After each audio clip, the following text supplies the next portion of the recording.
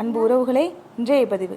பேரறிஞர் George Bernardo தனது முதுமை காலத்தில் ஒரு நாள் மிகவும் நெஞ்சுவலியால் அவதிப்பட்ட போது தன்னுடைய மருத்துவருக்கு ஃபோன் செய்து நெஞ்சுவலி அதிகமாக இருக்கு, எனக்கு தன் வீட்டிற்கு உடனே வருமாறு அழைத்தார். அதற்கு மருத்துவர் தன்னுடைய கிளினிக்கில் நிறைய நோயாளிகள் காத்திருக்கின்றன, எனவே தன்னால் வர முடியாது, ஏன் நீங்கள் கிளினிக்கு வர வேண்டியதுதானே என்றார். அதற்கு பெர்னார்டோ தன்னால் எழுந்து நடக்கக்கூட முடியவில்லை, காஃபி போட்டு குடிக்க முடியவில்லை, தொடர்ந்து நிற்கவே முடியவில்லை என்றார். சரியென்று மருத்துவரும் பெர்னார்டோ வீட்டிற்கு வந்தார். மாடியில் தங்கியிருந்த பெர்னார்டோவை பார்க்க படியேறி வந்தார்.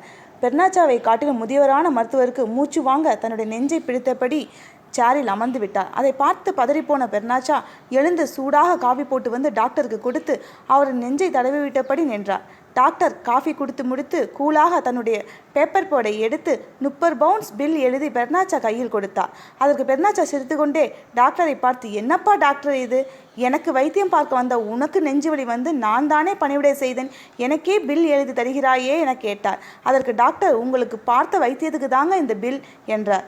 மீண்டும் டாக்டர் சொன்னார், ஃபோனில் என்னிடம் என்னவெல்லாம் பிரச்சனை சொன்னீர்கள், எழுந்து நடக்க முடியவில்லை என்றீர்கள், இப்போ ஓடோடி வந்தீர்கள், உங்களுக்கே காஃபி போட்டு கொள்ள முடியவில்லை என்றீர்கள், இப்போ எனக்கும் காஃபி போட்டு தந்தீங்க, தொடர்ந்து நிற்கவே முடியலைன்னு சொன்னீங்க, இப்போ அரை மணி நேரமாக நிற்கிறீர்கள், உங்கள் கஷ்டத்தை மட்டும் பார்த்தீர்கள், அதனால் அவை பெரிதாக தெரிந்தன, இப்போ எனது கஷ்டத்தை பார்த்ததால் உங்களின் கஷ்டம் மறந்துவிட்டது, எனவே கஷ்டமும் ஒரு அனுபவம் தான். நன்றி, நாளை சந்தி.